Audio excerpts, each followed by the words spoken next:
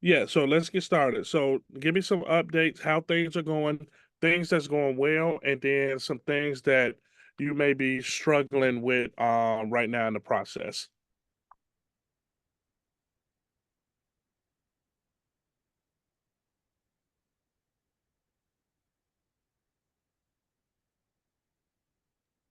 Well, I guess I'll start. I do a lot of open houses. I get a lot of contact information. I even get people saying that they'd like to be signed up on a subscription, but I rarely get anyone to respond back afterwards. They usually only give their email address and rarely give their phone number. Even though they seem like they're very interested at the time, they never seem to follow back up. Very, very few. I'd say maybe 1 out of 30. Okay. So you're saying for the people that you've been having conversations with, they haven't been very responsive, correct? Correct. Okay. Here's how I feel about that. Is that we're gonna continue to reach out to them. Perfect story about that. There was an expired from 2016 that I reached out to. She said she wasn't ready to sell. I followed up with her, sent her holiday cards, text messages, just constantly reached out to her. She called me a month ago and said, "Hey, you've been sending me stuff for years. I wasn't ready to sell. I wasn't ready to do anything, and now I'm actually ready to sell. And you're the only person that has continuously reached out to me, and you're the person I want to list my property." So I'll say we don't know what people are going through in their personal life. We don't know the situations. So until somebody tell us no or leave them alone, we just continues to reach out to them. Here's the thing though. We want to make sure we're reaching out and we're providing some form of value to those people. So even if they don't respond, I send out emails like, hey, here's an update for hyperlocal. Here's an update of the market that you were interested in purchasing in when we talked at the time. I just want to give you a heads up of what's happening in that subdivision. Or mortgage rates. Hey, just an update of what's going on with the mortgage rates. Like just some form of value to constantly just to provide them with information. That way, when they are ready, they can reach back out to us. My buyers, Uh, my buyers attending open houses do not want to be contacted. Okay. Um, go a little bit into that for me. So your buyers are attending open houses and they don't want to be contacted. Yes, they don't want to be contacted, but they'll fill out the data sheet and they'll Okay. let me know their information. They'll give me, I always ask for feedback. I have a very intense, like the bathroom, what you think, living room, dining room, front yard, and they'll fill all of that out for me. But then they say, please don't contact me. Okay.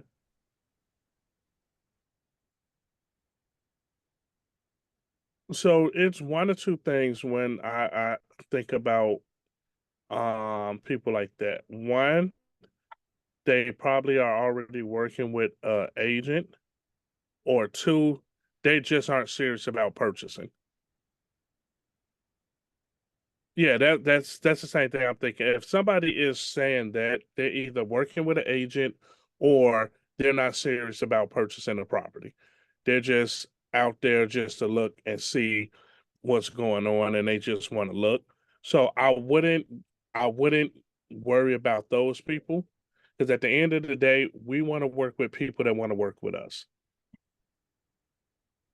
And if you have somebody that's like that, that's probably not somebody that I want to work with. Okay. Nicole, my first time farming user, pillar title. After 5 calls, I got two people allowing me to do a CMA for them. One is thinking about selling in a couple of years, maybe soon there's the price. Perfect. Good job. Good job. All right, great. Anything else that's working or isn't working for any of you all before we dive into winning the buyer.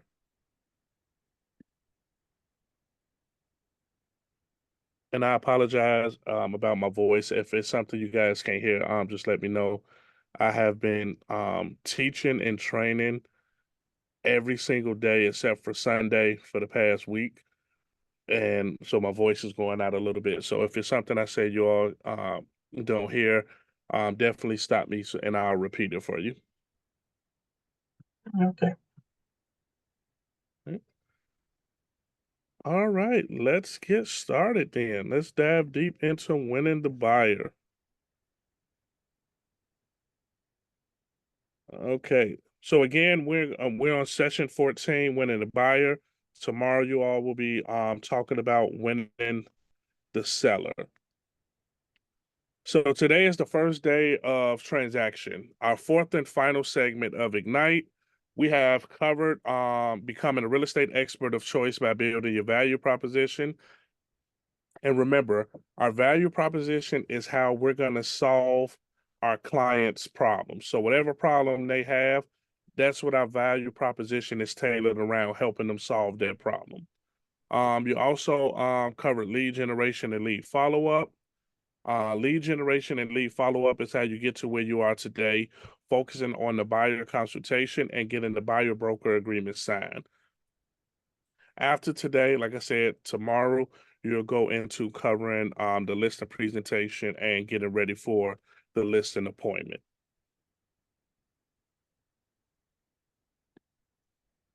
So quick overview of the agenda for today.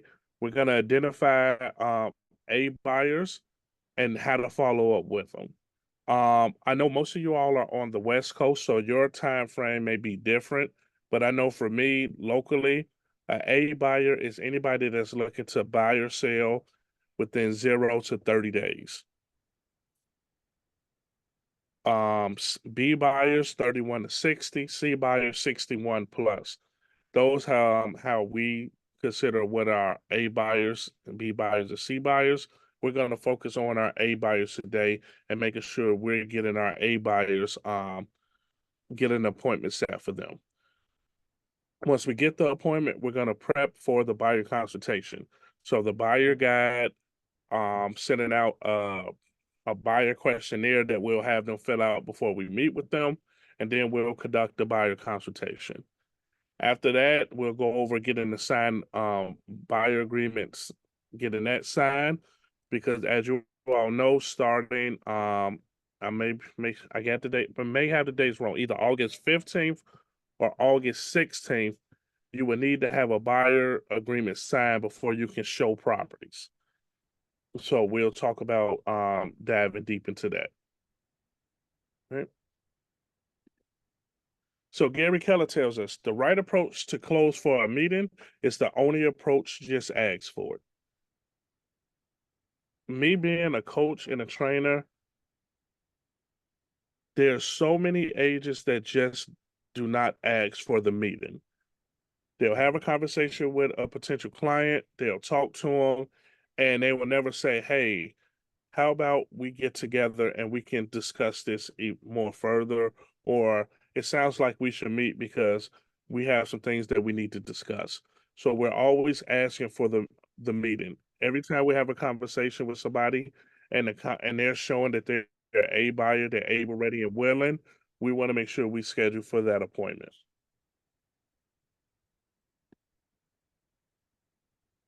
All right, now let's dive deep into our A buyers. So you've seen this graph a lot throughout Ignite.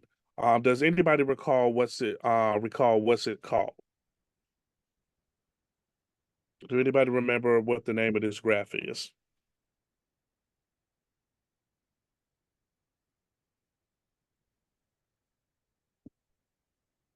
Isn't it a funnel?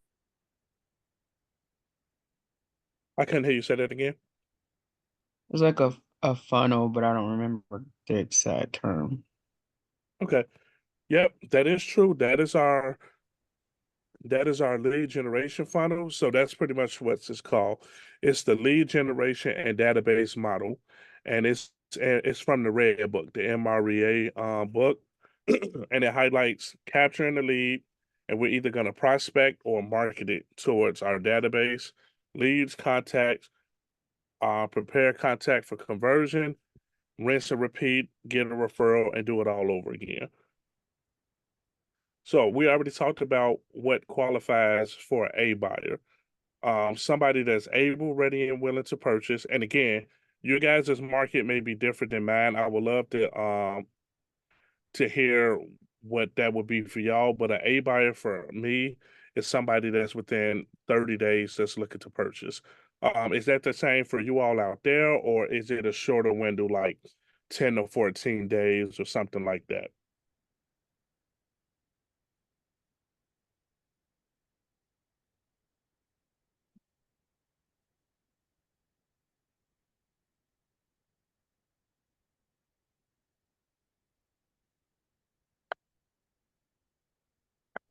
It's the same for me in Minnesota.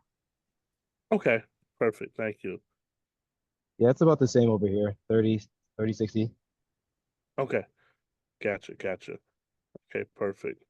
So now that since we know what about the same in Phoenix, okay, perfect. So how often are we following up with our A buyers? Same with California. Okay, perfect.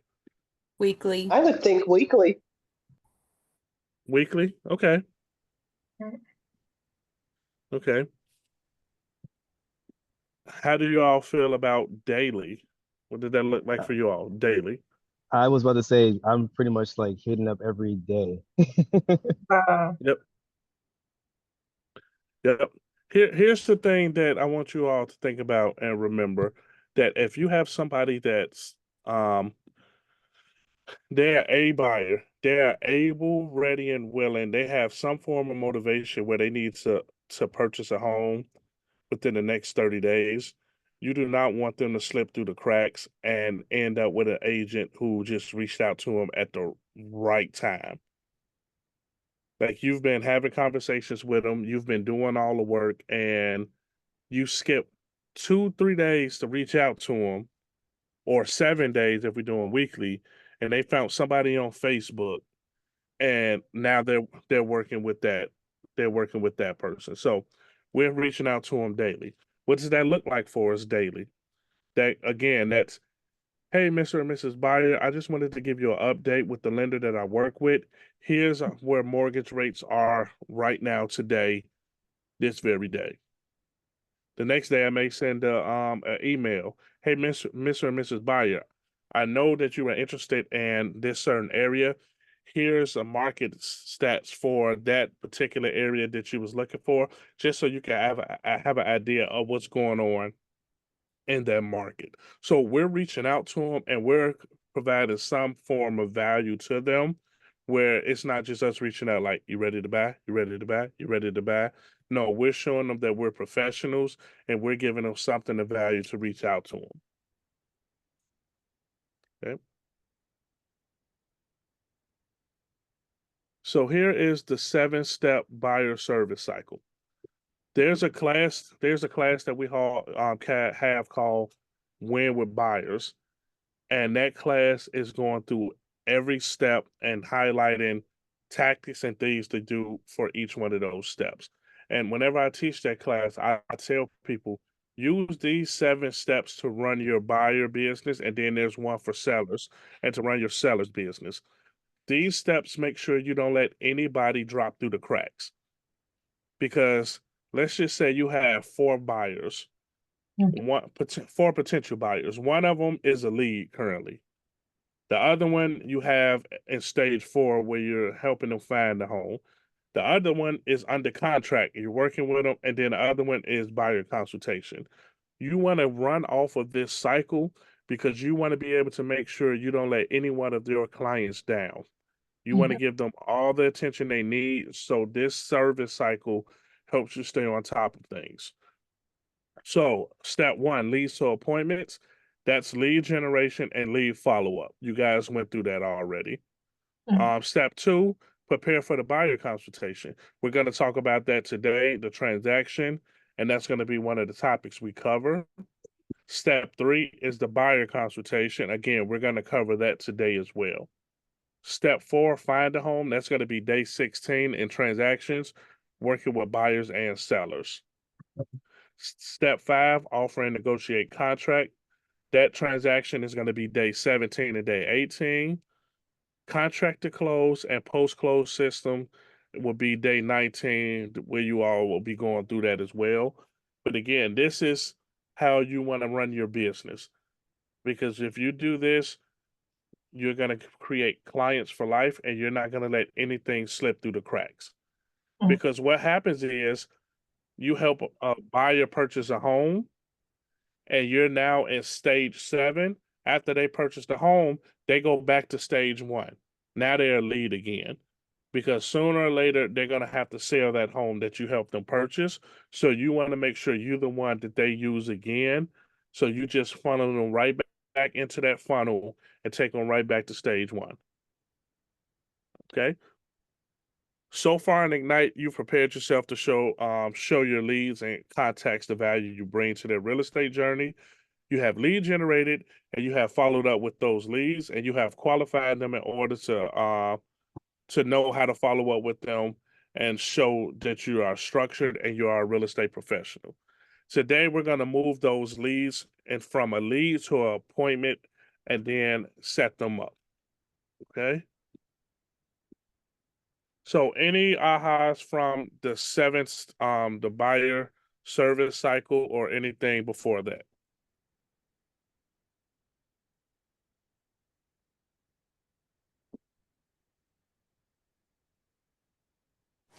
I don't have an aha, but I do have a question. Yes. How do you approach, I had 2 buyers, both of them kind of went backwards. One because they didn't have down payment, and the other one was afraid to make that leap. So how do you approach those 2? Okay, the one that didn't have the down payment, is really not too much we can do about that. And we want to stay on top of them. Like, hey, okay, what action items, what steps can we take for you to be able to have the down payment that you need to purchase a home? So it's, coming up with a game plan for how they'll get the down payment, and then we just make sure we stay on top of them. The And next still person, touch bases every day? I want to do it every day. Like if there's a situation where they need the down payment, Time? yeah, I'm probably reaching out to them every 2 weeks or something like that because Okay. yeah, they're gonna need time to do that. And then for the next person, we're gonna dive deeper into that doing a buyer consultation, but we need to figure out what their motivation is. We Okay. need to figure out the Okay. reason why they want to purchase. And here's the thing. Once they tell us the reason why they want to purchase, we're going to dive deeper into that. We're going to say, Okay. okay, Rosa, that you want to purchase because of that. Tell me a little bit more about that. Why is that important to you? Okay, what would that do for you and your family? Okay. Okay, so we want to figure out that motivation because here's the thing: we're going to have to lean on our clients' motivation through the whole process. They're going to get buyer's remorse every step of the way. When it's time to submit the offer, when it's time to do the inspection, when it's time to sign the closing docs, they're going to get buyer's remorse at least 3 times during the whole process. So we have to keep going back to that motivation. Hey, Mr. and Mrs. Buyer, I understand this is the big purchase, one of the biggest purchases you're going to make. And remember, you said what this is going to do for you and your family when you're able to purchase your first home and you have that backyard for your kids to run around in. Like, remember why we're doing it for. Remember the reason why you got excited when we first stepped foot into this home for our very first showing. Like, we have to take Okay. them back to their motivation so they can see, hey, this is the bigger picture. Right. All right. Thank you. You're welcome. All right, Nicole, I love that they become a lead again after the closing transaction. I knew to follow up with them home at a birthday. Yeah, here's the thing with that, Nicole, and I'm glad you said that So many realtors drop the ball after their client closed on their property. They might follow up probably up to a year after, and then they just fall off the face of the earth. No. Soon as you close that client, they go right back to step one, and now they're a lead again. Here's the great thing about it. You personally know this lead. You know the house they live in. You know their kid's name. You know their dog's name. You know their anniversary. You know every single thing about them. This is the easiest lead that you will ever have in your database, and we just have to stay on top of things with them. You know, other leads, oh, we got to find out what their dog name. Oh, we got to find out how old their kids are. Well, this lead, you know all of that information about them. So it should be so easy for us to continuously follow up with them. Because here's the thing, people were buying homes and moving every 7 to 10 years. That's starting to come down some. I have people that I helped buy homes 2 years ago, 3 years ago that's reaching out saying they're ready to sell and buy a new home. So people are moving a little bit more quicker than they used to. So we want to make sure we're the one that they're going to use. Mm, Thank you. You're welcome. All right, so now we're going to talk about how to convert those 8 leads to buyer consultation appointments where you can actually win the buyer. Keys to converting your A buyers: respond right away to lead inquiries. If we know somebody is an A buyer, we are on speed. We are following up with them. We're answering questions. We're making sure we're on top of things because, again, we don't want to have a situation where we let a buyer slip through the crack. Next thing you know, we see them on Facebook holding that big stupid key, talk about how they just bought a house and it wasn't with us. Okay, so we're gonna respond right away. We're gonna stay on top of things. 2, we're gonna get valid and complete contact information, save it to command, and create an opportunity. Here is multiple reasons why we want to do that. For one, we want to make sure we got their information in command because if they go from an A lead to a B or C, we already have them set up where we can put them on a smart plan and we can reach out to them automatically. It's already set up. 2, we want to see the health of our pipeline. When we put stuff in command and we create an opportunity, it shows us how healthy our pipeline is, and it let us know if we need to pick up the pace. So if I have 3 active buyers looking and my cultivate phase shows 0, I got to pick it up. I have to start having conversations. I have to build that pipeline up. So we want to make sure we have things in opportunity. So again, we can track the health of our pipeline. The third thing, I know for me, I want my opportunity already created because I'm not waiting. I don't want to wait to get paid. As soon as we have that closing, I want my market center processing my check and paying me as soon as possible. I don't want to wait to close now. I'm creating the opportunity. I'm putting the paperwork into command. I closed on Monday and here it is Wednesday and I haven't got paid because I'm still trying to create the opportunity and put paperwork in there. No, I want my money as soon as possible. So as soon as I get a lead, that lead is going into command. I'm creating the opportunity for that lead and I'm putting that lead in this right category inside the opportunity. Cultivate phase or scheduling an appointment. That way I can stay on top of things. And then 3, we're going to determine their motivation to buy. And then that way we can speak to it. So like we just talked about earlier, knowing what their true motivation is, that way when we need to use that to get them from going from buyer's remorse before they purchase to help them get off the fence. Okay. And then we're going to set the appointment time and date for as soon as possible. Again, that's going to determine on your schedule. And if you have free time in your schedule, we're setting that appointment with our lead right away. Because again, we don't want them to fall into another agent's lap because the other agent can meet with them. Okay. So we want to make sure we stay on top of things. Right. 7 close to appointment tactics. So here there's more, but here are the top 7 closes that you can use when you're working with somebody. Gary Keller tells us don't leave any conversation without asking for the appointment multiple times. The worst they can do is say no. Remember your value proposition. You are going to do a great job, and they will benefit from having you as their agent. Success in this job is just as much as a mindset as hustle. Um, have you all ever taken 6 personal perspectives? I heard about them. Anybody? No? Amazing class. Amazing class. One of the perspectives is removing limiting beliefs. Oh, okay. We got to get y'all 6 personal perspectives. Y'all got to get that class. It's amazing. But one of them is removing limiting beliefs.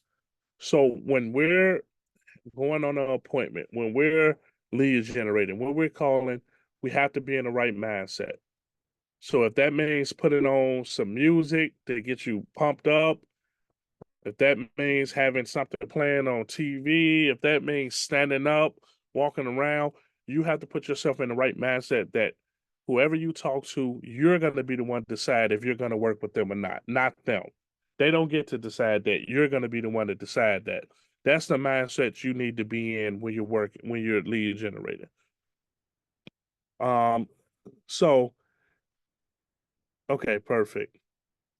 So here's what my old mentor used to have me do. He told me you are closing for an appointment at least 5 times.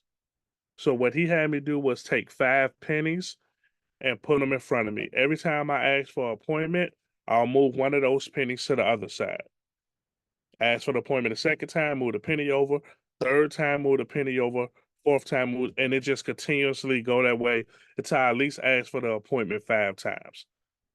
So that was one of the ways that make me stay on top of asking for the appointment.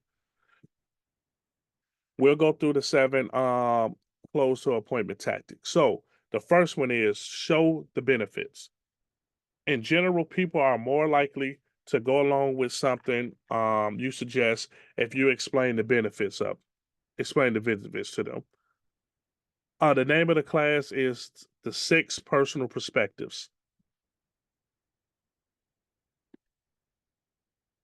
So show benefits. In general, people are more likely to go along with something you suggest if you explain the benefits to them. So this can look like something like this. If spending 30 minutes with me could save you hours of time and thousands of dollars in your home search, would that be a benefit to you for us to meet? So we're making it a benefit to them, saying, hey, I can save you hours and thousands of dollars if you meet with me. Wouldn't that be beneficial to you? Number 2 is the take back close.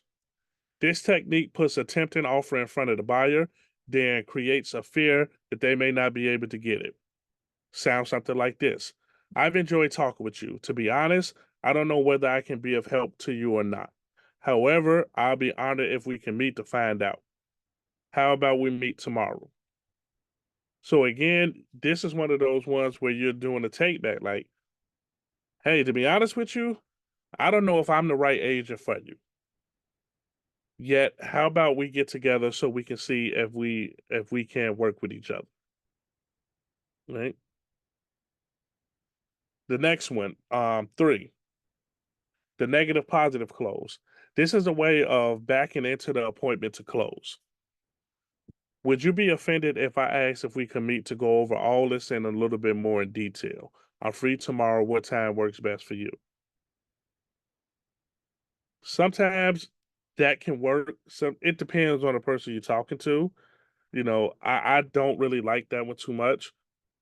But here's the good thing about all of these. If you're doing the 5 penny technique, you can go through 5 different closing types during that whole conversation. That's the great thing about this. You can go back and forth with them. Number 4, give them what they're looking for. So quickly pique the buyer's interest by giving them what they're looking for. Information on interesting comparable properties. It will look something like this. Yes, let's meet at my house and I can give you specific details about that property and let you know about similar properties for sale. What times works best for you?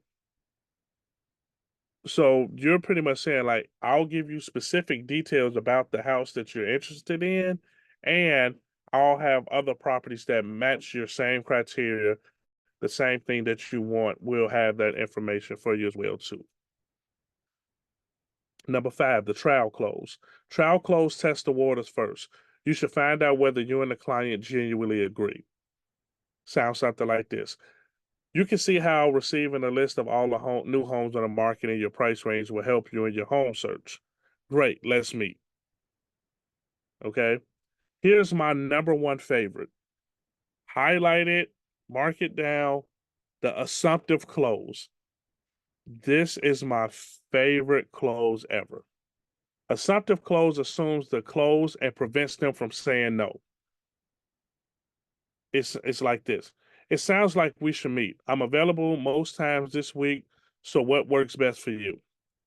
So I love this close because if I have a buyer that says something like, you know what, every time I go on Zillow and I find a house I like, come to find out it's not active, or the taxes are too much. Like, I just can never win. Oh, Mr. and Mrs. Buyer, I'm sorry to hear that. That sounds like we should definitely meet. It seems like it's a situation that you need to work with a professional to help you through this process. I have tomorrow at 3 available or Friday at 4. Which time works best for you? The assumptive close always uses what they say to our benefit. Jesse, we've been looking for a house for 6 months and we can't find anything.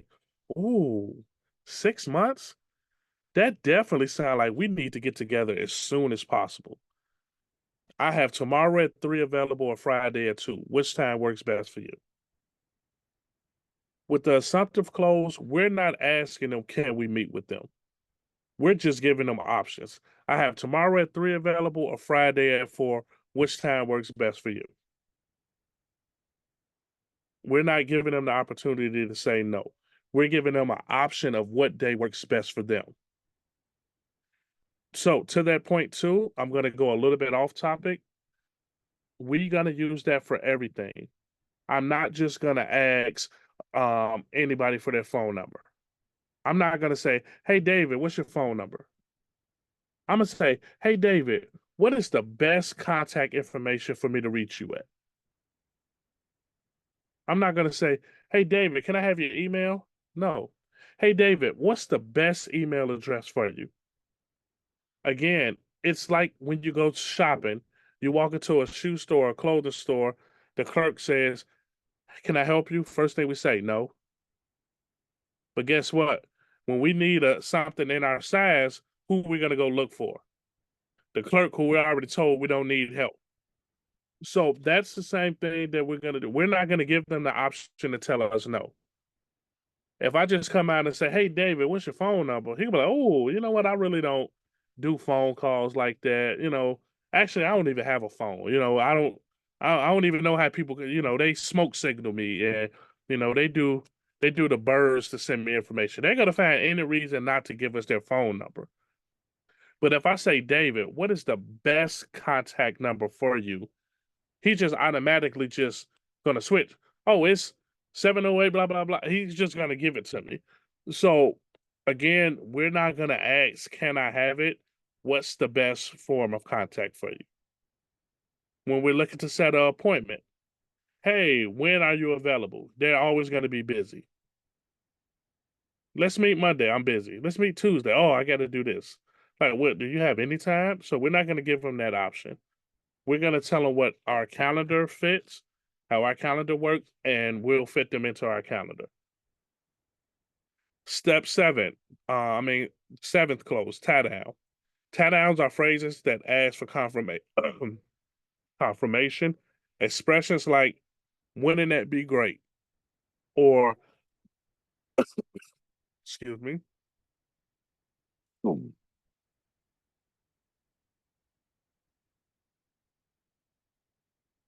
I apologize. Wouldn't that be great? Or forming questions with can't you, isn't it, or wouldn't you? So it sounds something like this. We'll save hours on your home search if we meet in the office first. Saving time is important to you, isn't it?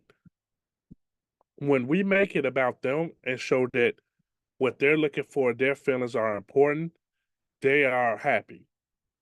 Mr. and Mrs. Buyer, my whole job is to make sure I save you time, I save you stress, and I get you what you're looking for. Isn't that important to you? And then we'll go from there. Okay, any questions or anything about the closings?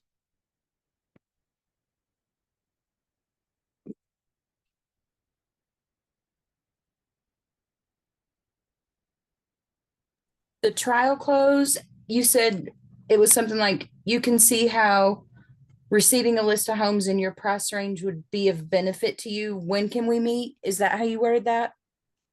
So it says, can you see how receiving a list of all the new homes on the market in your price range will help you in your home search? If they say yes, we'll say great. Let's meet. I have Thursday available at 2 or Friday at 3. Which one works best for you? Okay. And again, you all, I apologize about my voice going in and out. So please bear with me. I'm asking for your grace tonight. Any other questions or anything that stood out to you about the closings?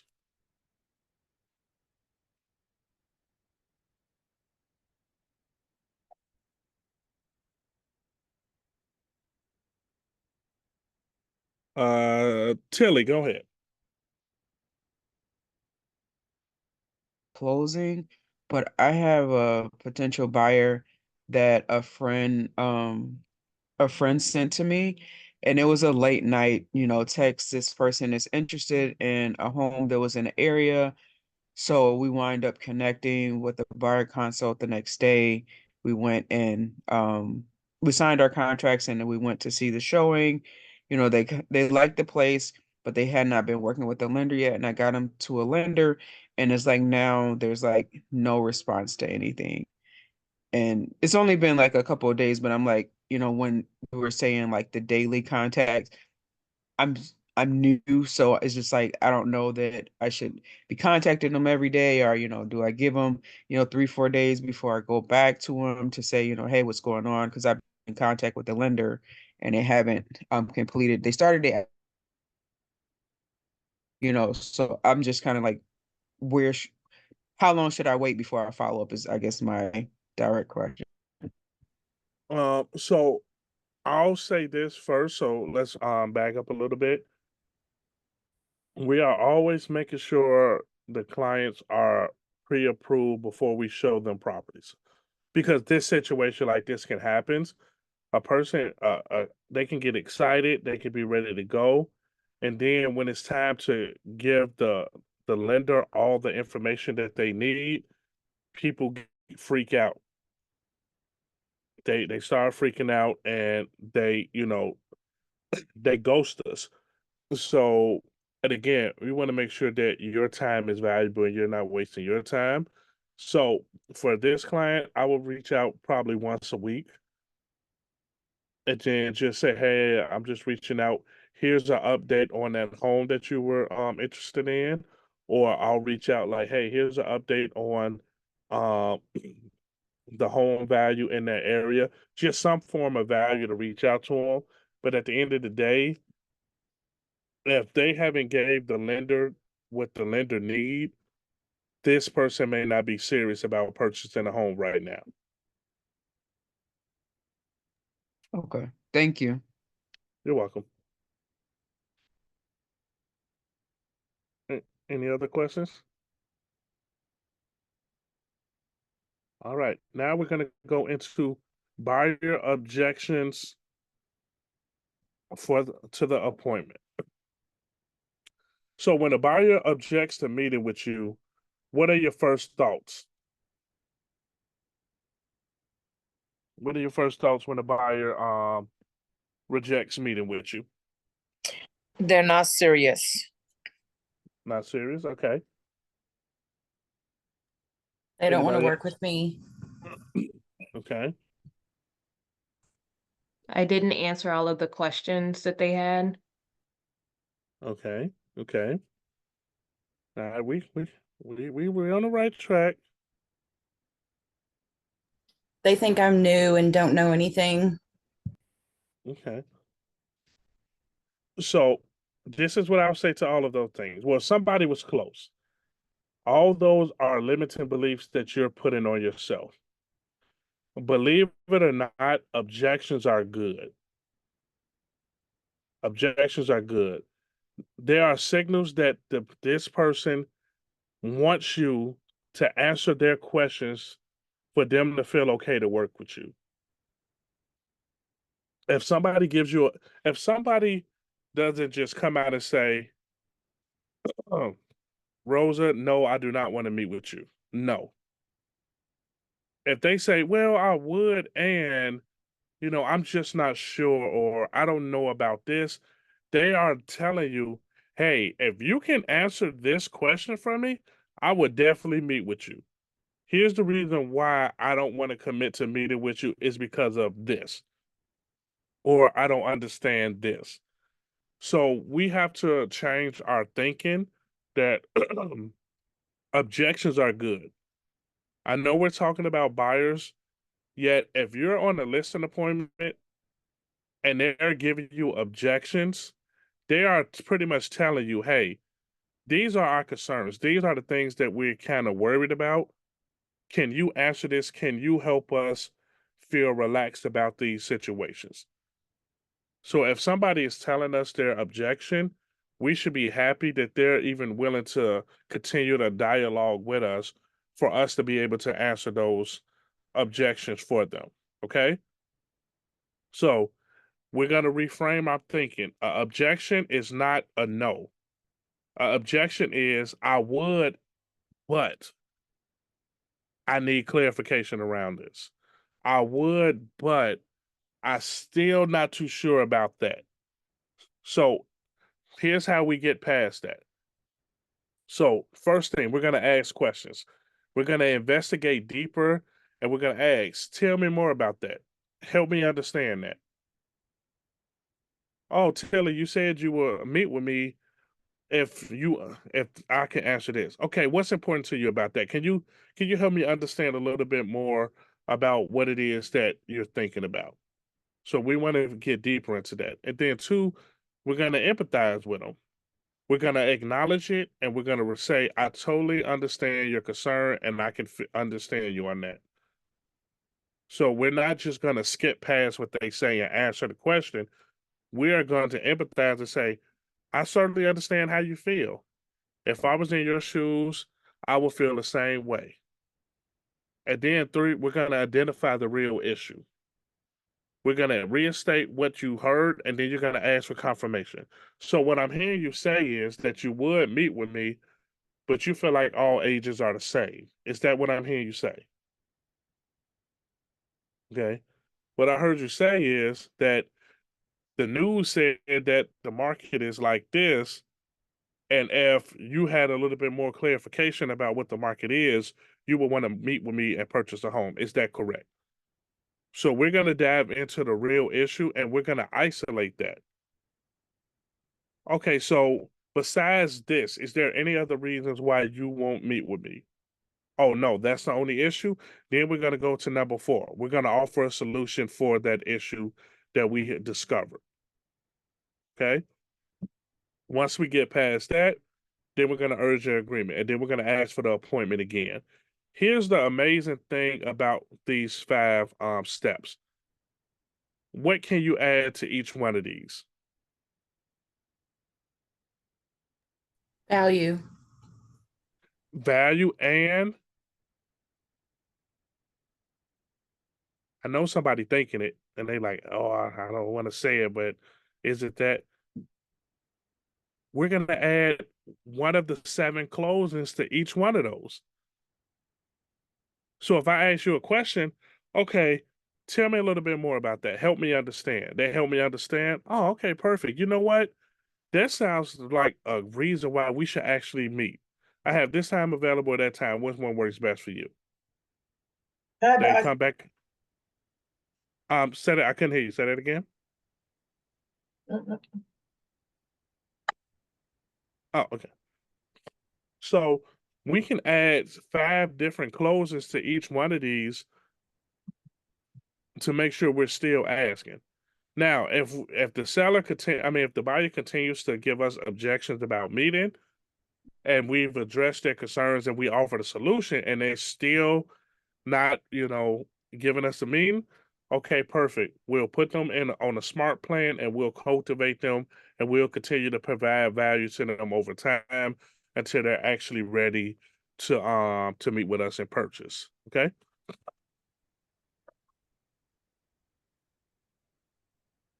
All right. Any questions around that?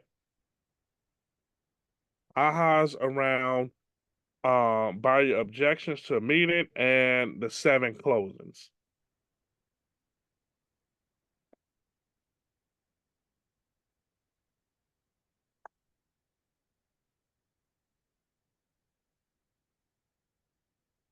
Okay, we will move along.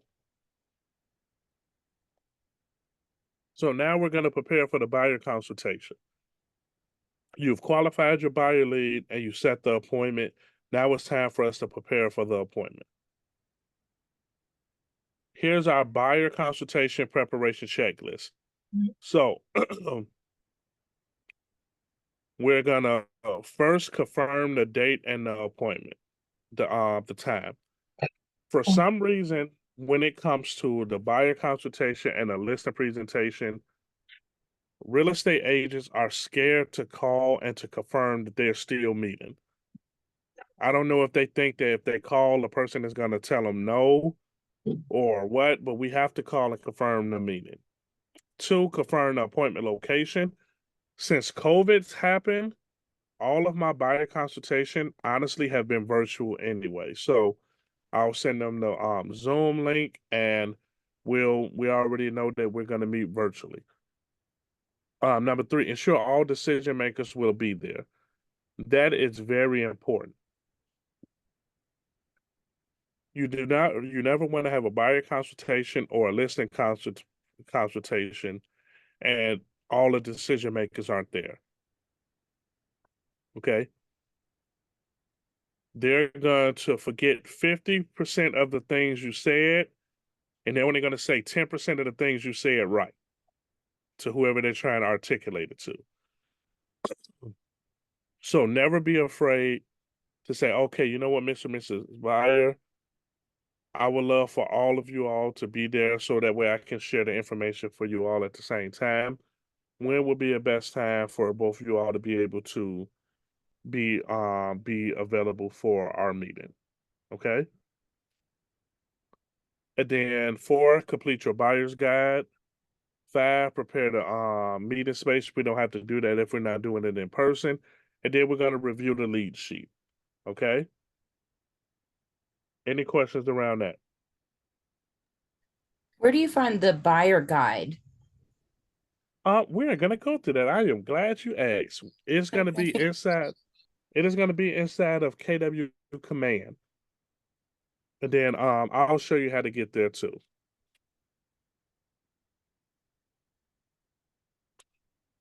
All right. So top 10 service areas of the buyer value proposition. So 1, needs analysis. 2, pre-qualifying or pre-approval. We all know that we want pre-approved buyers, not pre-qualified buyers, correct? Mhm. All right, Yes. perfect. Hold on, let me check the chat real quick. Yep, okay, exactly. Pre-qualified is just buyers verbally telling lenders stuff, and the lender is just pre-qualifying them. Pre-approval is the buyer is actually handing over paperwork to the lender for them to verify these things. So we want to make sure our client is pre-approved.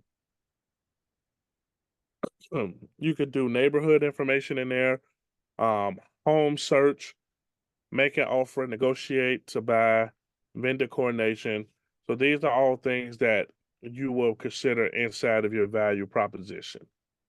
Okay. Buyer's guide.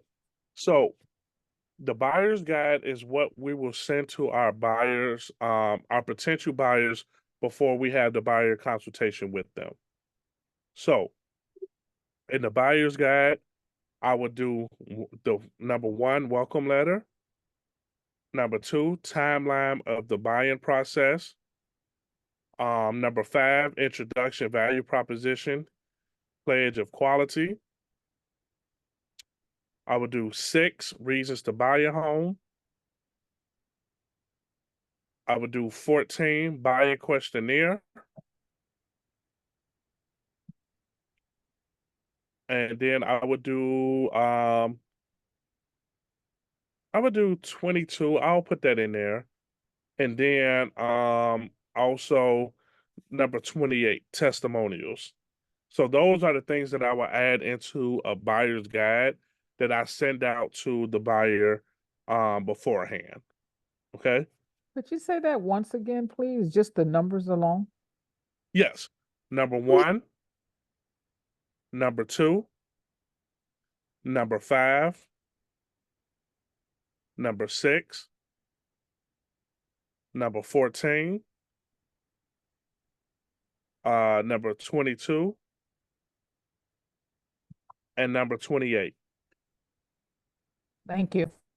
You're welcome. All right. And how do you determine out of the 30 which are the right ones? Is it based upon the client or? It's a mixture. I know a buyer isn't going to go through 30 plus pages of stuff before we meet. So I want to condense it down to where it's just enough information that's going to pique their interest and it's not too much. So, timeline of the buying process, they always want to know what that process is. So I give them that so they can be aware of that. My intro and value proposition. Again, our value proposition is how we're going to help them solve their problems. So I'm highlighting that in there. Buyer questionnaire. The buyer questionnaire is for me to know what their criteria is, what it is that they're looking for, things like that. Service provided, again, that's me showing my value. And then the testimonials is for them to see other people that I've worked with. Okay.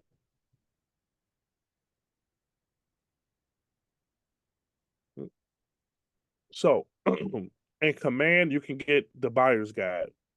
So if you go to Command and you go to designs, you can pull up buyer presentation, and the buyer's guide will be right there. And then you can just R&D it. You can just take out things you want to take out. You can put in things that you want to put in there. Yeah. I highly recommend people just use that. Because here's my thing. Let me stop sharing my screen. Let me get on my soapbox real quick. I do not want you all wasting your time on non-money generating activities when you can use that time on money generating activities. Okay? Taking 2 weeks to create a buyer guide, that's 2 weeks of lead generating, lead follow-up that you could have been doing. All right? Is everyone aware of the 5 job descriptions of a real estate agent? These come from Gary Keller directly. Okay. No? Perfect. Number 1, dialogue and role play. It used to be called script practice, but we had to change it for legal reasons. So, dialogue and role play, number 1. Number 2, lead generation. I don't know where those balloons came from. That was weird. Okay. That is so weird. All right. Number 3, lead follow-up. Number 4, going on appointments. And number 5, negotiating contracts. Those are the 5 job descriptions of a real estate agent. So we're not taking too much time doing our buyer presentation. We're going to go into command. We're going to use the one they already have, and then we'll just get creative with it. We'll add our picture on there. We'll put our information on there. We'll take out some of the services that we don't provide, and we'll put in services that we do provide. But we're going to use what they give us. That way, again, we're not wasting time doing extra stuff. Okay. Can you you say repeat again number what 5? that is in command? Okay, hold on. Okay. All right. Go. I was gonna ask, Can you can you say what? repeat number 5? Number 5 is going on appointments. And what is number So 4? I'll do it again. Negotiating contracts.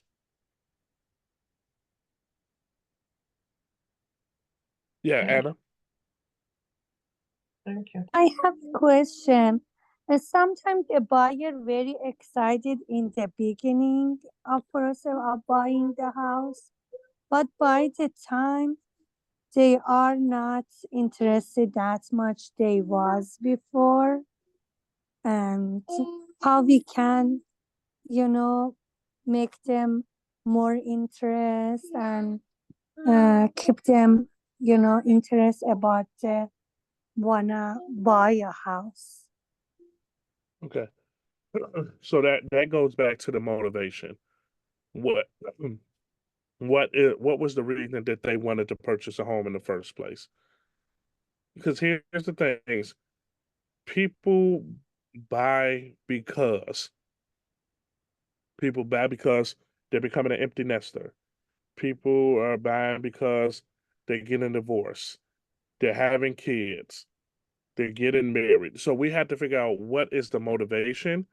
And then we lean on that motivation. Like, hey, Mr. and Mrs. Buyer, when we first started the home search, you was excited because you wanted to move to your new areas, because you wanted your kids to be situated before school started in their new school. Are you still excited about that? The school year is coming up. You know, we this is the time to get that home you're looking for so they can be ready to go for the school year. So we have to lean on their motivation of why they wanted to purchase through the whole process, because there is going to be times where it's not exciting to them. They seen 5 or 6 homes, it's not exciting anymore. Doing the inspection, it's not exciting anymore because there's stuff going on with the inspection report. So we have to lean on that motivation. So what I would do if I was you, I would have another consultation. I would say, hey, Mr. and Mrs. Buyer, for us to be on the same page, let's schedule like 30 minutes for us to have a meeting, and let's reevaluate what your goals are to see if those still currently your goals right now. And then you just go back to what they told you at the beginning. Okay, you said this was important to you.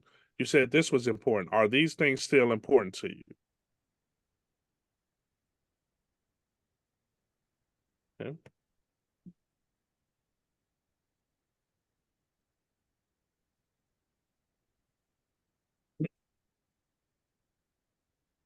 You're welcome. Can you say again where that buyer's guide is in command?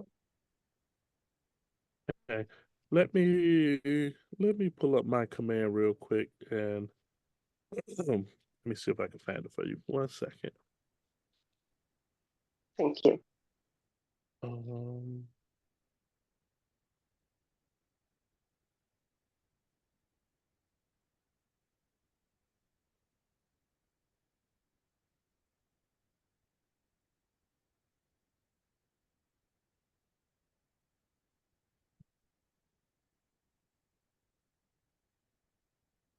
Okay.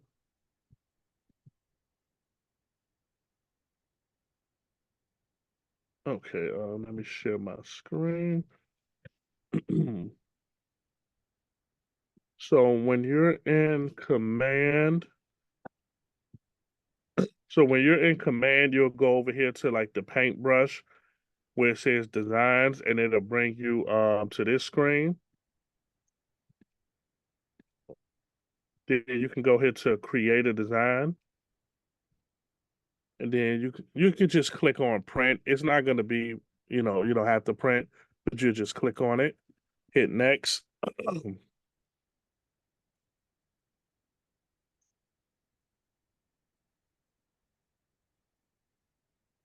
Come here, and then when you go over here to the side where it says buyer, then you click buyer presentation. And then it has 5 options for you to choose from. And then you can also do the same thing for listings. So you can click on listing, and then you can have the listing presentation there as well too. Okay, thank you. You're welcome. All right. So like I said, you definitely don't need to recreate the wheel right now. You can use that just for you, getting up and running with your business. And then as time goes along, you can give yourself some time, or you can get a virtual assistant, or you can get anybody to help create one while you're still able to do your money making activities. Okay, let me go back to the slides.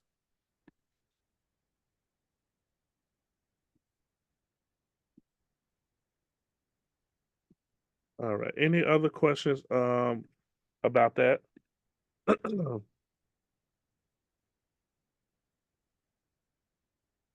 All right. So buyer guide table of contents. So this is pretty much just going through what that would look like. Each section of the buyer presentation helps you connect with the buyer and build confidence in your value proposition. You can add to, delete, or reorder any of those sections. So what resources do you think you need to prepare for your buyer presentation that you would need to put in there?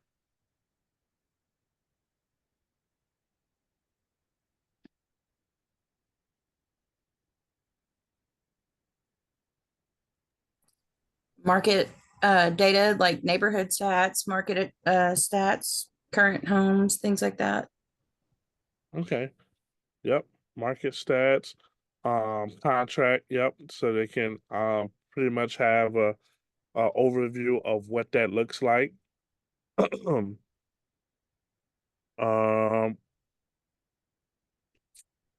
like, well, we don't want to add that. No, we wouldn't want to add that in there. So never mind. Okay. So, yep. So those things as well. And then on the next page, it says your needs come first. And this is the first page sets the tone for your relationship. So it's going to start by asking the buyers to explain their dream home, buying experience. Turn this page into your participate. You can turn to this page in a participation guide. Here's what I'm going to do for you all. I am going to share my personal guide with you all. So I send out a buyer questionnaire prior to us getting together. Let's see, let me pull it up for you. I did this with the class I did before you all, so I'm gonna definitely share with you all too. All right, so go to here. So here's what I do. I send this out via email to them, and then I have them answer these questions for me, and then these are the questions that we're gonna go over during the consultation. All right, perfect. So here is my buyer intake form. So I send this to them via email, and then I have them fill it out. So just like we talked about before, I have them describe what type of buyer they are. So they're either A buyer, B buyer, C buyer. This helped me know how we should have my communication should go with them. Of course, name, phone number, email, who all will be involved in the decision making. So I need the information for who else is going to be a part of our meeting. Next is going to ask what their current living situation is. If they're renting, own a home, what they want to do. The reason we want to know this, because if they say, hey, Jesse, yeah, we have a home and we want to sell our home too, now I'm representing them on the buy and sell side. So I'm going to come prepared with a CMA and the listing presentation on top of us having our buyer consultation. Okay. We always want to ask, what's their preferred method of communication? If somebody tell me they're a texter, I am not going to call them every day. They prefer to text, that's going to be my communication with them. If they prefer to email, that's going to be my communication with them. So I want them to let me know how they want to be communicated with. Have they spoken to a lender? Yes. What's the lender information so I can reach out to them? Then they're going to tell me what type of home they're looking for. The next two is, what is your ideal purchase price? And what are you looking to spend monthly? Here's the reason why I asked those two questions. I know for me locally, some areas have lower taxes and don't have HOA fees. So they can go a little bit higher on their purchase price because they don't have these extra monthly fees that will make their monthly price go up. So for instance, if they say, hey, I want to stay at a purchase price of $400,000, but I want my monthly fees to be no more than $3,000, I can say, hey, Mr. and Mrs. Buyer, I know you said you don't want your purchase price to be more than this amount. And these homes in this area don't have a HOA and the taxes are low. So you can actually purchase a property for a little bit more and your monthly payment would still be low. So those are things we want to take into consideration. So that's why I always ask them, how much do you want to spend monthly? Because if you're not looking at an area with a HOA, a master fee, and all this extra stuff, and the taxes are low, you can go a little bit higher on your actual purchase price and still be under where you want to be at with your monthly payments. Okay. Then of course it goes to bedrooms, bathrooms. Here's a question I always ask, and people think it's funny.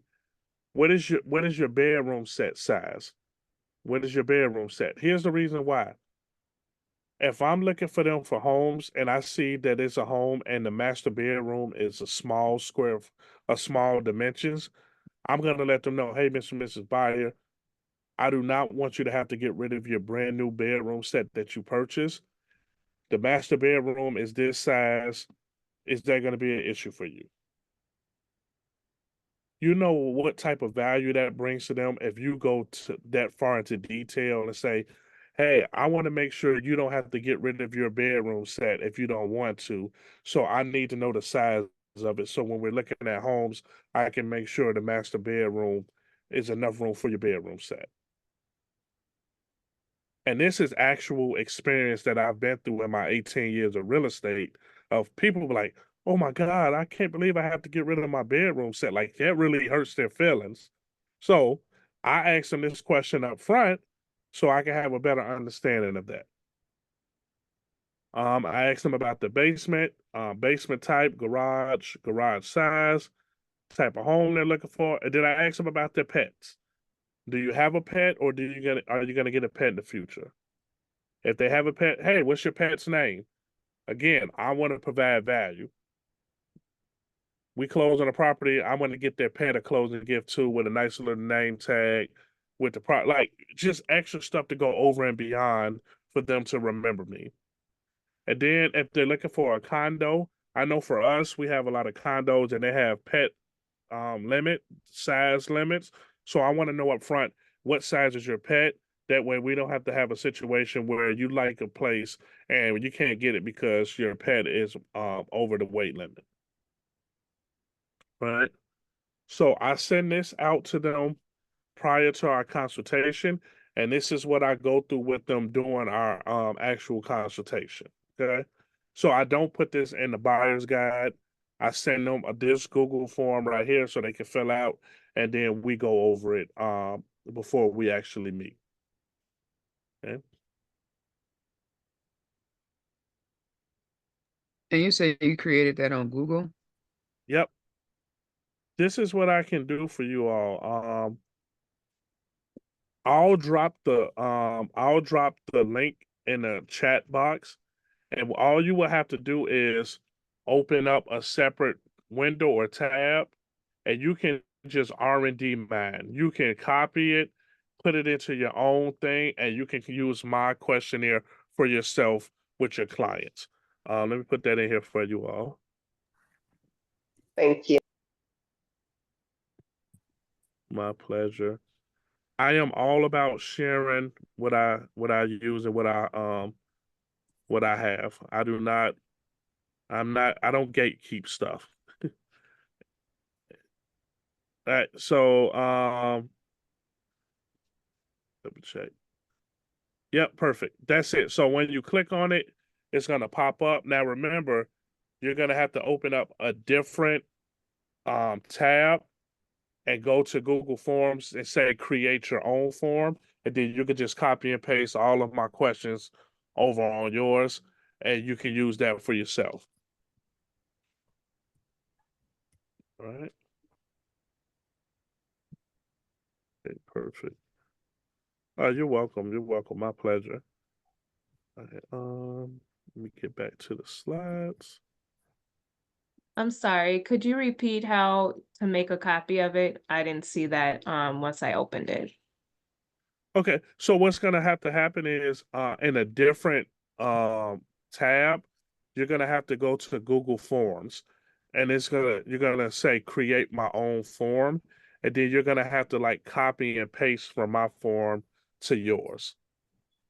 Okay, gotcha. Thank you. Okay, you're welcome. All right.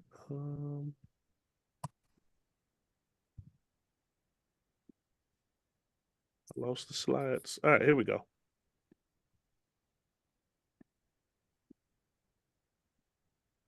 All right. So we'll go through that. Again, we don't have to worry about this slide right here because we're sending out to them prior to us meeting that Google form so they can answer those questions before we meet. Again, our job is to tell them, hey, Mr. and Mrs. Buyer, my job is to save you time. So I had you fill out these questions before we meet. So that way, when we get together, we're just going to go through them real quick. I'll ask you some few follow-up questions, but I want to save you time and I don't want to have you, spending too much time going through this. So I'll have you do it beforehand. So I send that out to them before.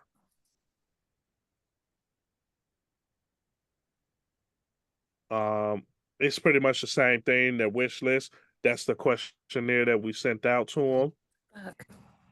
Now, neighborhood insight. I know a few of you all highlighted that you will put information about the neighborhood that they're looking for. Me personally, I do not put neighborhood information in it. Here's why. I want to be able to use the same buyer guide for every buyer that I work with. I don't want to have a situation where I have to take extra time to go in and update it for every appointment with specific neighborhood information that they're looking for. So me personally, I don't put this in there. Now, if you have a VA, if you have an assistant, if you have somebody that can do that on your behalf, where you're not taking time away from money-making activities, then do it. And I don't want you guys spending a lot of extra time putting extra information in there every single time you have an appointment with somebody, okay?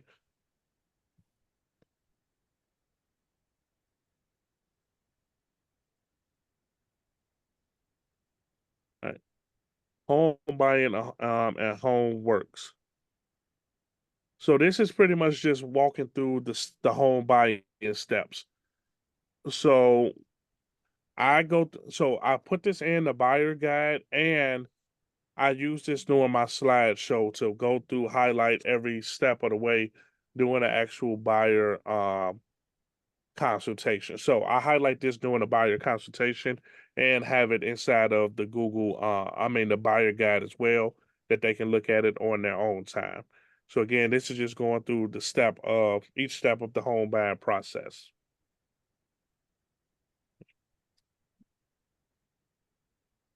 Home loans made simple. I don't go too much into this because I already make sure that they have either connected with the lender already, or they're in the process of getting everything that we need from the lender. So I don't spend too much time going over the lending situation. Value proposition. I don't put too much of that in the buyer's guide because again, I want to make sure I have stuff for our presentation that we go through. Okay. Ahas from this section. I like What's- being able to send the intake form before you go to the meeting. Then that way they've already filled it out and you can just follow up on conversations with what they've completed. Yep. It saves us so much time that already having that taken care of and having that already done. And again, I highlight it for them like, hey, Mr. and Mrs. Buyer, my job is to save you time. And for me to do that, I need you guys to fill this out before we actually meet. And then they love it.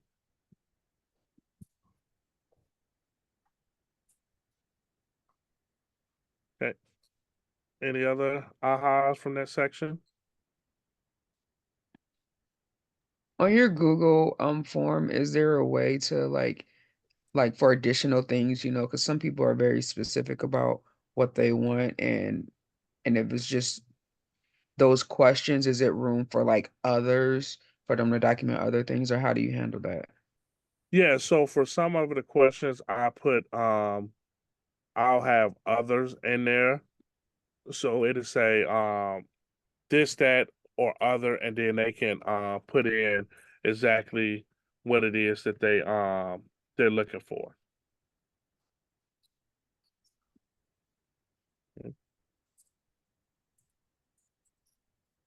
I'm pulling up something for you all because again, I'm all about sharing my stuff and going through it.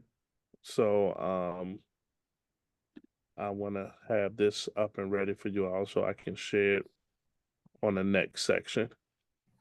Okay, perfect. There we go. All right. Any other ahas for that section there?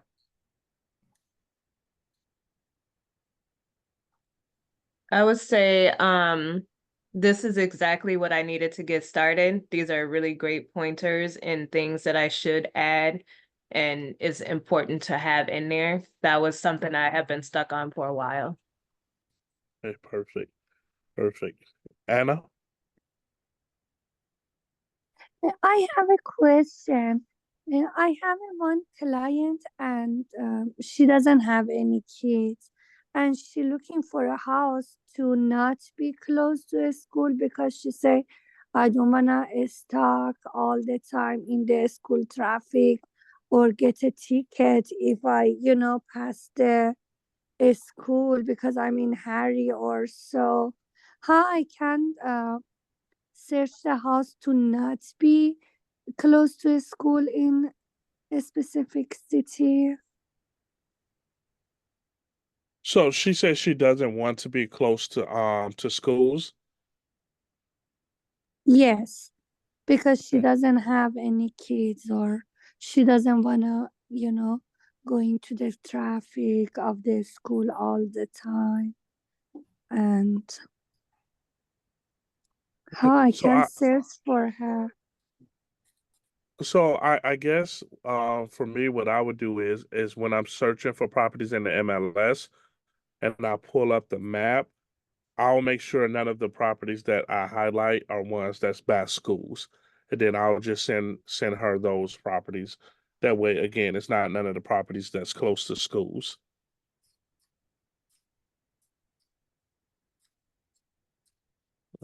Okay.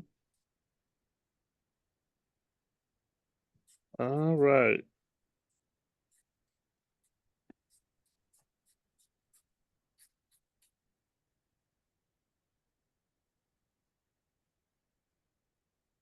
Thank you. Thank you. All right. So now we're going to talk about the actual buyer, um, the buyer consultation. So let me, all right. So bear with me because I'm about to, I'm going to flip through two different slideshows. But again, I am one of those people that I don't just like to talk about it. I like to actually show. So I am going to show you all, we're going to go through the slides for the class, and I am going to show you all my actual buyer consultation that I use for buyers. And here's the good part.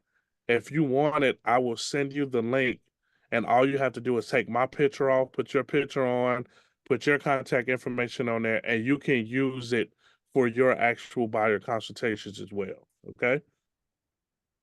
Thank you very much. You're welcome.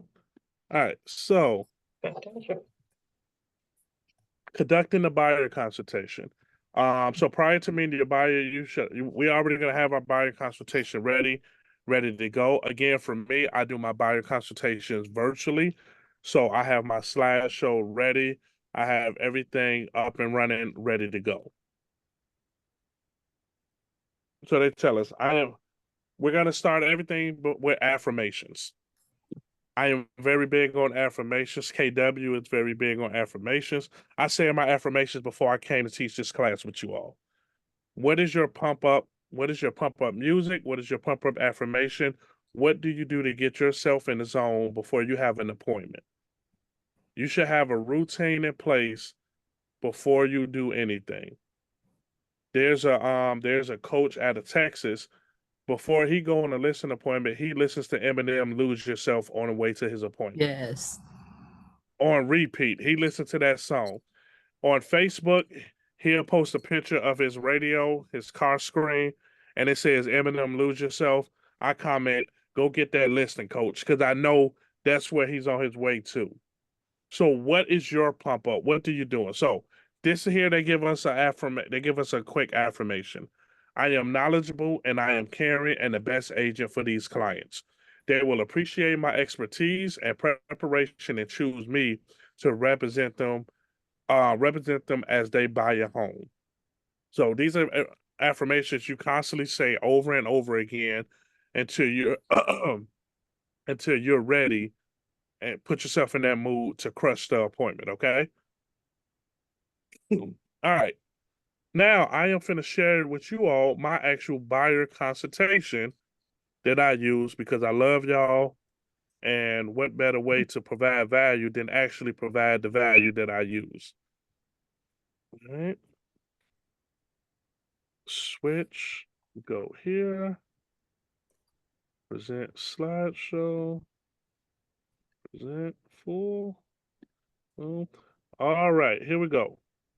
So this is my buyer presentation that I use for buyers, okay? So we go through the process. I just have that on the screen for them. Here's how I highlight my buyer core services. So Mr. and Mrs. Buyer, here's my service. Here's what I built my business on. I'm gonna help you consulting to the decision, searching for properties, find the house, negotiate the contract, and close to the sale. After that, buyer questionnaire. So this is the part of the presentation where we're reviewing that buyer questionnaire that I sent to them. This is where I'm going to review their answers with them and highlight some things that I want to highlight, and then also go deeper into some of those questions that they answers that they gave. Current market. These are the slides that I took from Gary Keller at Family Reunion just to update the buyers on the market. So first, we'll talk about home prices. Mr. and Mrs. Buyer, I know you've probably been hearing on the news how home prices are ridiculous. Well, if you look at this slide, from 1989 to now, we are hugging that 4% trend line. Now, we're a little bit over the 4% trend line, but we're not over by that much. So if you think home prices are going to drastically drop, the data shows us that it isn't. Now, Mr. and Mrs. Buyer, if you look at 2009, 2010, 2011, I'm not sure if you're aware or not, but in 2018, we had that crash, and that crash happened because there were mortgage brokers giving out loans to people that should not have loans. That caused the market to go down like that. So I am highlighting to them, for the people that are like, oh, home prices are ridiculous. Well, if you look over time from 1989, we're actually hugging that 4% trend line from all these years. So I highlight this for them. This helped them get off of the fence if they say, oh, well, I want to wait till the home prices drop. Okay. The 4% that you're Next. speaking of, is that annual? Yes. Yep. Then after that, we're going to inventory. Hey, Mr. and Mrs. Buyer, I know you said you wanted to wait. And if you look at this, we are still historically low for inventory. So that means that if you see something you like, we need to pull a trigger on it. It can't be one of those situations where, oh, let me go home and sleep on it, because the buyer that saw the house the day before you went home to sleep on it, and now's the day that they're going to put in an offer on it. So if this home is the home that you really love, we got to pull a trigger on it because inventory is low. Then going to mortgage rates. Mr. and Mrs. Buyer, you said you're going to wait till mortgage rates drop. Well, the way things going, the historical average from 1990 to 2023 is about 5.98. We were hovering, I think we're a little bit in the low sevens right now. I can't remember. But again, we're highlighting to them what the historical data is telling us. So when they listen to somebody on Facebook that don't know what the hell they talking about, now you're coming to them with actual statistics and data. Who are they going to listen to? The person on Facebook that you're saying stuff, or you providing value and showing them actually what's going on with the market? Okay. And then after that, hold on, something in the chat. 6.85. Perfect. So, Mr. and Mrs. Buyer, right now we're at 6.85. We're a little bit over the historical average from 1990 to 2023. Okay. So again, this is helping them get over that hump of saying, oh, I'm gonna wait. Then after that, go into step one. Have a lender review your credit score and begin the process. Just highlight the different type of loans. Just again, I stay in my lane. I do not go deep into lending. That's what the lender is for. I just highlight the different type of loans, and the lender is going to tell them what's best for them. Then after that, set a budget. So I always let them know a price range of what things are going to cost. I tell them appraisal fee is about $500 to $700. Inspection fee is $300 to $500. Attorney fee is $600 to $700. I let them know attorney fee for us, we're an attorney state.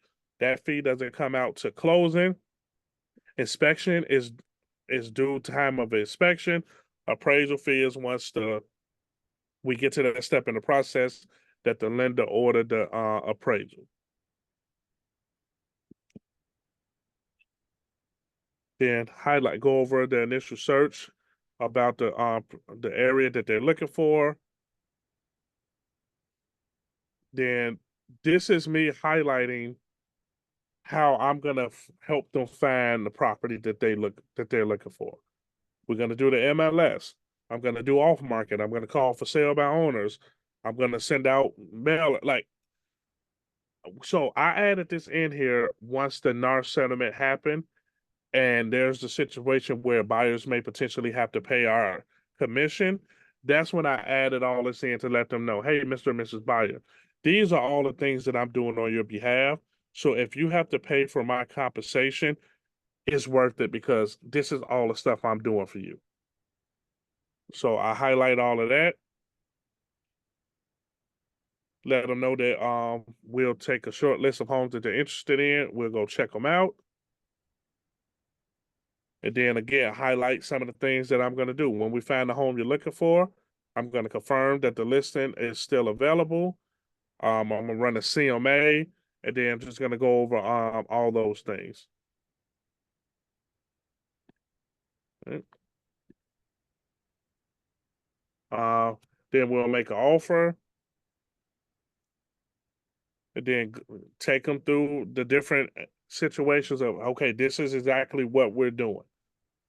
When we write the offer, it's going to be price terms. If there's any properties conveyed, condition repairs, like just going to go through the whole step by step with them. All right. I know for us, earnest money has to be submitted within 2 to 3 business days, and it's usually 1 to 3% of the contract price. We have attorney review here, and then just explaining that. Go through the due diligence period and what the attorney is doing and what we're working on. Finance. So it's pretty much just going through the whole thing. Talking about closing. And then this is the part of the process where we're going over the buyer broker agreement, and I'm explaining to them what it is and why we have to get it signed. And then that's it. So if you guys want, I can send that in an editable version for you, and then you can just do whatever you want to do with it, and you know, you can make it your own. You can do whatever it is you want to do. But I rather you do that and not try to create your own thing and waste all that time. Okay. Okay, thank you. Will you just send it to our emails, or how will you send it? What I'm gonna do is I can actually I can drop the link here for you all. So here's the thing, you all have to have a Canva account for that, okay? So you can create a free Canva account, and then you're able to use it and edit it. Okay? There it is inside of the chat. So that's the actual thing, okay? Okay.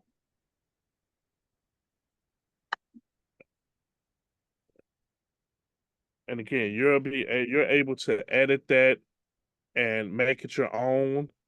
I know some of you all on the West Coast, you're in different states, not in attorney state. So like the attorney review period, y'all will probably take that out, add in your things, but you have a template there where you could just add in what you need to add in, take out things that you need to take out, but you don't have to recreate the wheel. I do not want you all wasting time on non-money generating activities. A quick 5-10 minutes, go through this, take my picture off, put yours on, you're good to go, and you have an actual buyer consultation ready to go for your next buyer appointment. Okay. All right.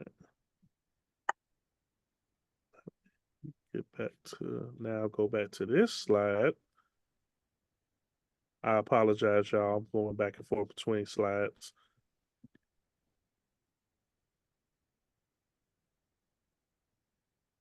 All right. So again, we already went through this stuff. This is the stuff that we asked them prior to us meeting with them, and we're just going over what it is they're looking for during the buyer consultation. Love letters. We do not submit love letters anymore. We do not submit pictures of families anymore. There's a whole bunch of crap going on with that. There's lawsuits. There's talks of people discriminating. So we don't submit love letters, okay? All right. Yep. All right. Ahas from this section. Thank you. It was great information. It's great. Thank you. You're welcome. You're welcome. We are almost done. Hold on. Don't leave yet. We're almost done. I really appreciate the fact that you're considering the time that we would have to spend to recreate everything, and you're just sharing it with us without any hesitation. That doesn't come by often, so thank you. Yeah. Oh, my pleasure. Absolutely correct. Real talk. My Talk. pleasure. Again, I do not want you all wasting time. We are in the business of lead generating and finding business. We are not in the business of taking weeks to put together our presentations. Like we're not doing that. We are going out there to get the money, and that's what we're gonna do. All right. Um, if one of us do good, we all do good. So that's my thing. If I share with you all what works for me and what I'm doing, it can work for you all, and then that makes us as a company as a whole do better. So that's what we focus on. All right. Any other ahas from that section?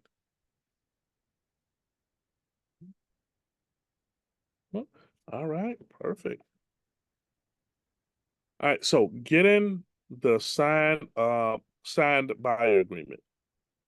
So the buyer representation agreement is the legal document that formalizes your working relationship with the buyer, detail the services you provide, and duration of the relationship.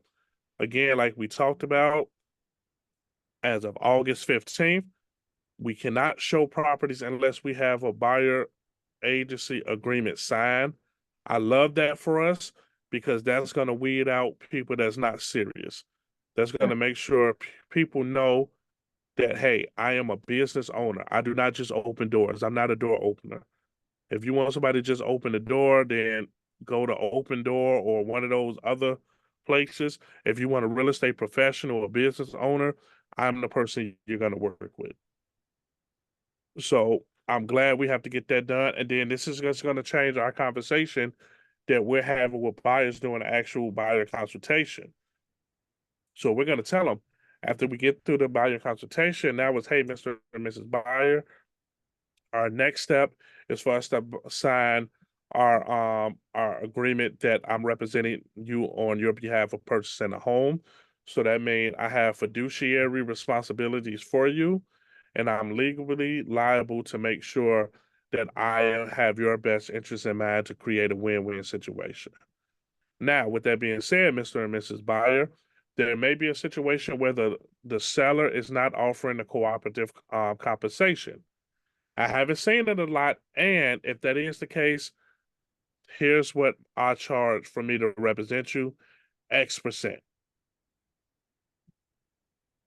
Is that okay with you? We want to know that before we start doing any work. If a buyer says, hey, you know what, Jesse, I honestly can't afford X%, then I have to make that decision on if I want to take a chance of working with this client if it comes to a situation where the seller isn't offering a cooperative compensation. But I want that I want that conversation to be had up front. Because the worst thing that we don't want to happen is we have our buyer sign the buyer agency agreement, we put 0 in there. The house of their dreams that they love is one where they're not offering cooperative compensation, and now you're trying to have that conversation with your client when they're submitting the offer. They're going to tell you no. They're gonna like, you should have said something at the beginning. I didn't know about that. So we're having this conversation up front. It's gonna help us make sure we don't waste our time, and it's gonna help them make sure they don't waste their time. We do not work for free. Because guess what? When it's time to pay them bills, we can't tell them, oh, you know what? I can't pay my bills this month because I was a nice guy and I helped them purchase a $500,000 house and I didn't get paid for helping them. No, we're not working for free. So we're having this conversation up front with them to make sure that they know, what's going on. Okay. Any Okay. questions or anything around the buyer agency agreement? Yes. Okay. Is that agreement ready? Is it prepared now for us to use? Yeah, so that's gonna be your local association or your market center. So I know our local Chicago Association of Realtors, we have a buyer agency agreement already set, and our market center had with our attorneys have created our own market center specific buyer agency agreements too. So reach check with your managing broker and check with your local realtor association for those forms.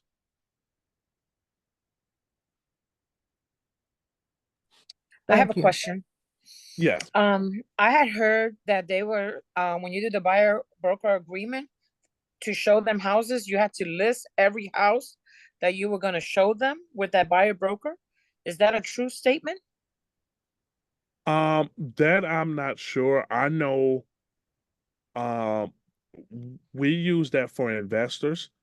So if I Okay. have investors, I'll put on their properties that I'm showing the investor because investors usually work with multiple agents anyway.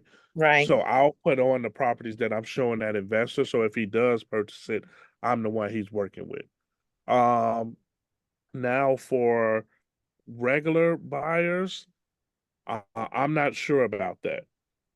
Yeah, they made it sound So- like you have to do a buyer broker for every single house you're gonna show them. If not, you have to list every property you show them. But I haven't seen that anywhere in writing or the new buyer broker agreement. Yeah, and I haven't heard about that. So maybe that's something to reach out to your managing broker to get She's clarification the one that on. said it. Oh well, She's the one that okay. said it. So I haven't heard it from anybody else, but Mm, she hasn't really clarified that. I mean, we've been okay. having meetings and stuff, but she hasn't, really said this is the way you have to do it. Because we always use buyer broker agreements ever since Yeah, I've done it. But yeah, now she's making it sound like we have to do one for every house we show them. I was like, that sounds kind of crazy. yeah. And that I can Does sound be, kind of and correct. yeah, and how can you do that when sometime it can be to be determined? We don't even know the Mhm. area that they may be in. yeah, that's yeah, But It even on makes that, it difficult and a lot of questions. yeah. Yeah, but I haven't heard of anything like that either. I've just oh, heard of, get that sign, then show them properties. I've heard that there's going to be a bunch of different models that'll come out of this. Like Uh-huh. oh, people will do different I'll show you 5 houses, that's it. And different things, just different scenarios will come up from that, but nothing as a hard like requirement from anything I've Yet. read here. So yeah, Okay. nothing yet. So Yeah. Okay. The only thing So I've heard is that everyone has to sign in when they come into an open house, and that means everyone that steps in. Yes, I did hear that too. yeah, and we are in uncharted territory with this, and it's one of those situations that everybody is learning as we go. I mean, Mm-hmm. attorneys, managing brokers, everybody is figuring out as we Lenders. go. So yeah, like I mean, they got the VA putting a temporary ban on their rules. Like we are in uncharted territory right now, and we are going to make sure that we are providing our value to our clients.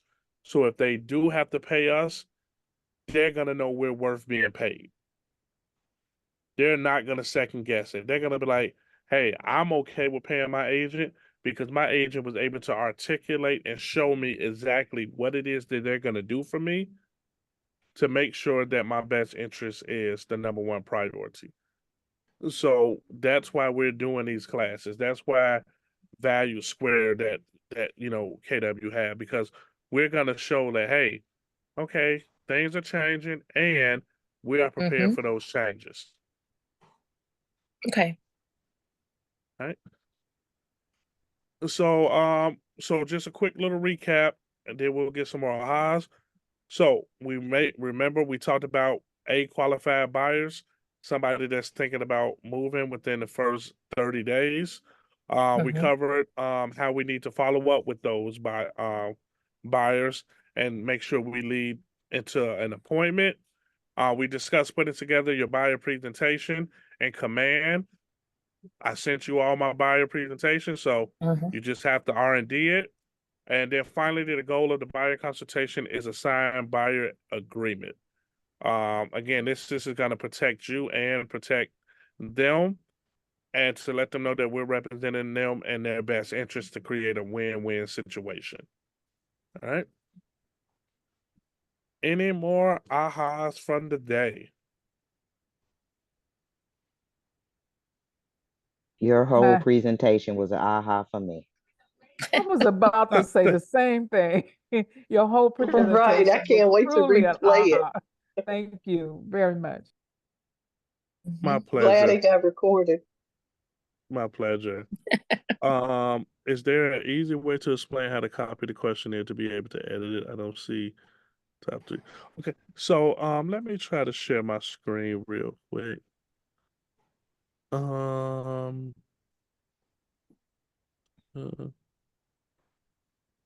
Shakita, I'm sorry if I pronounced it wrong. Shaquita, can you tell me? I am bad with names, so I apologize. That's okay. Yeah, I have a question about how to answer an objective when it comes to, yes, we know the interest rates are high, but their reaction now isn't just the interest rates, it's more of like, well, now the home value is high, so that's why they're Right. hesitant. But I also know the answer would be, well, if they were serious, they would still move forward anyway. But I'm just trying to figure out a best way to respond to them based on not only the interest rate is higher, but also the value of the homes are higher. Right. So the first thing I always ask, I say, hey, Mr. and Mrs. Buyer, how long do you plan on staying at your current home? If they tell me 7 or more years, I'm gonna say, well, Mr. and Mrs. Buyer, if you're planning on staying at your home more than 7 years, let's just say home prices come down after you purchase. Now you could just refinance and you have that extra equity in your home. Correct? So I'm telling people, like, if you're gonna stay at your home more than 7 years, home value, mortgage rates, it doesn't matter. It doesn't matter. Again, if you want to refinance and make your payment smaller, if lower, if home prices do come down, you can do that. But if you're staying at your homes 10, 15, 20 years, those things is not going to matter. Now, if I have a buyer that says, well, you know what, Jesse, I am planning on moving within 2 to 3 years, then that's going to be a different conversation, because then we probably will have some struggles with them trying to sell. If home prices just stay flat, then it's like, okay, it's going to be a struggle with you selling. So my next question, like I said, will be, how long do you plan on staying at the home that you purchased? And then I'll have the conversation with them from there. Thank you. That was helpful. You're welcome. Okay. Okay, yeah, let me figure this out for you all, because I want to make sure you get it before we're done on how to do it. Tilly? I don't know if my question is the same or similar to the last person, but I have a potential buying couple. Wife is ready to go.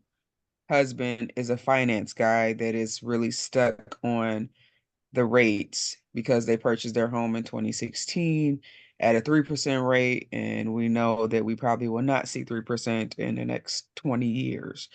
So, you know, is that the same kind of approach because they want to sell their home, which they have, some equity in that home to purchase the next one? Is it that same format of how long do you plan on staying in this home? And then you can buy down your interest rate as well, depending on how much they get out of their house that they're selling. Yep, that's the exact same conversation I'm having, especially if the husband is an analytical numbers person. That's the conversation we're going to have, because then he'll understand that, like, oh, okay.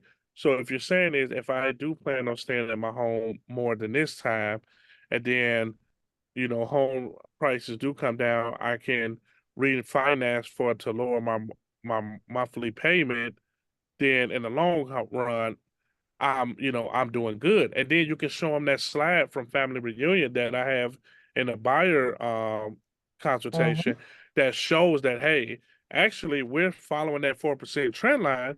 So let's just say 15 years from now you're ready to sell and you bought your home for 600,000, and it's 20 years from now you can sell your home for this amount. Like, wouldn't that be, beneficial to you?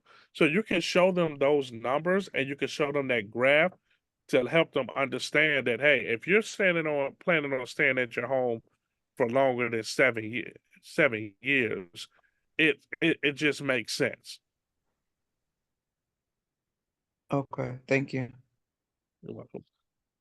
All right, so let me share this screen.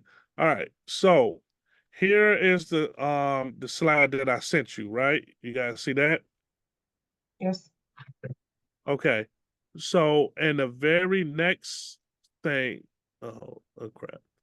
Okay, on the very next next to it, I created another I'm gonna create another slideshow. So this is the slide I sent you. Then we're gonna go back to Google Forms. If this thing move off of the screen so I can click on it. There we go. And then you see that? And then I'm gonna create a blank form here. And then I'm gonna go here and I'm gonna copy.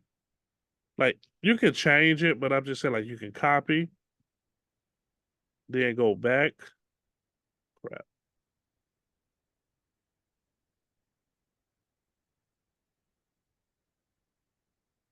The Zoom thing is popping up when I'm trying to switch things.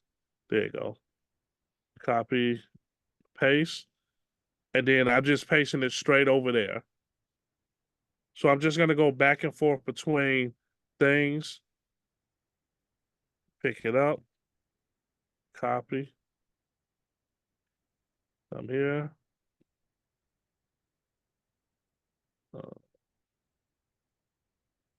Paste. And then go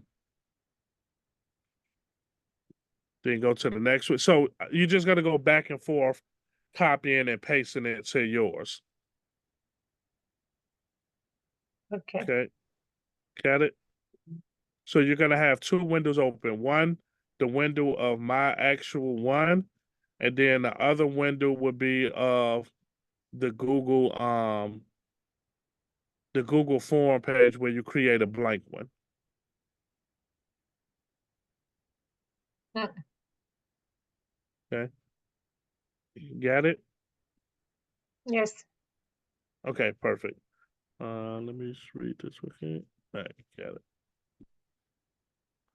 All right. We are into the home stretch of things.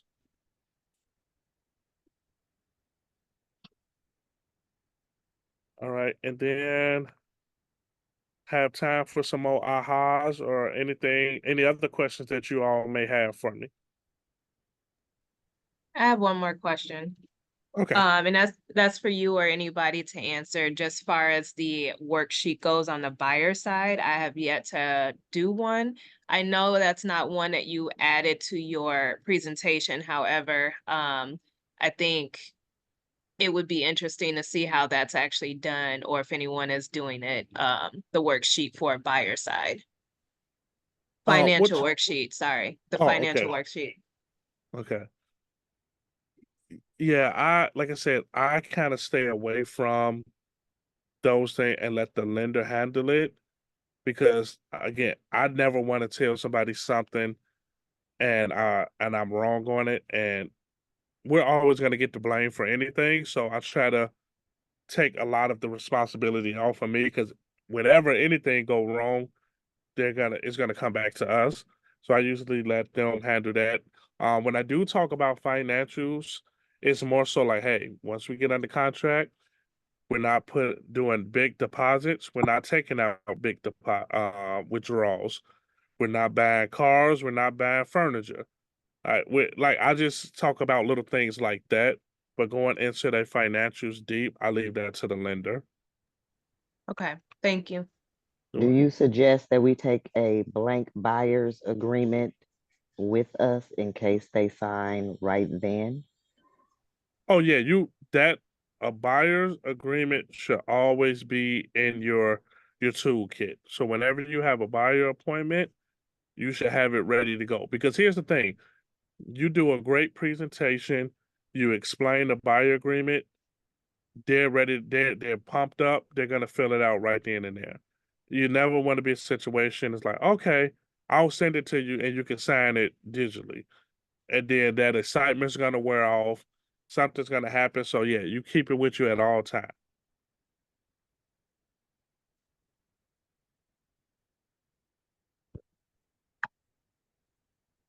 Thank you.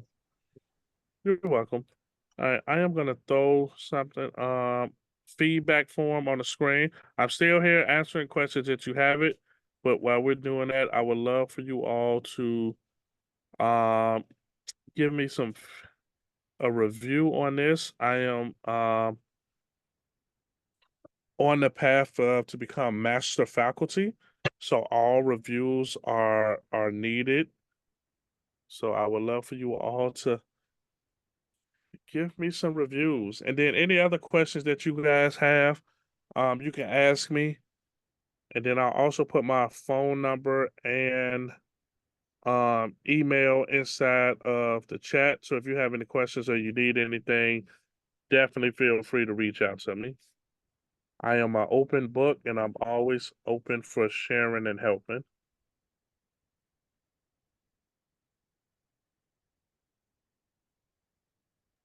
For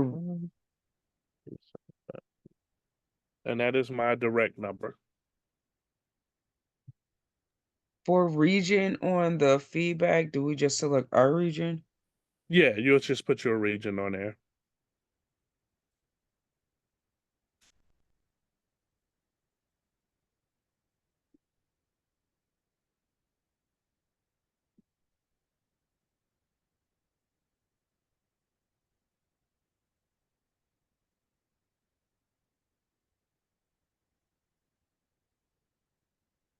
Any other questions about anything you guys have? Like I said, I love helping. So any other questions you guys may have?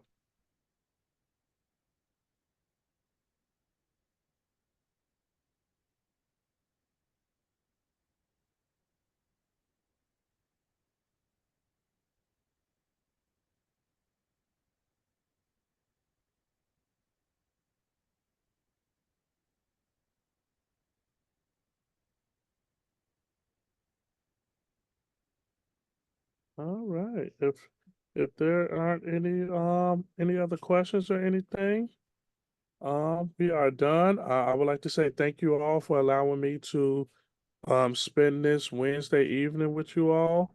I love teaching, I love training, so it is always a pleasure for me to be able to give back. I have a quick question. Yes. Minnesota, I don't see, oh, can I just put other? Sorry. Yeah, you can do that. Yeah.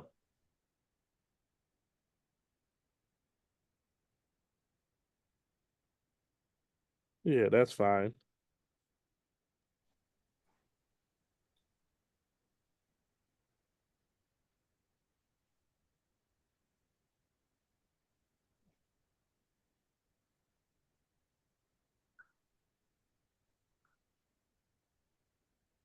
All right. And we are done. Thank you so much. My Thank pleasure. you. Thank you. You're welcome. Yeah. Thank you. You have Have a good night. You too. I'm in the Chicago area. I'm Chicago. Yeah, so is it. Thank you. Thank you. Bye. All right, stop recording.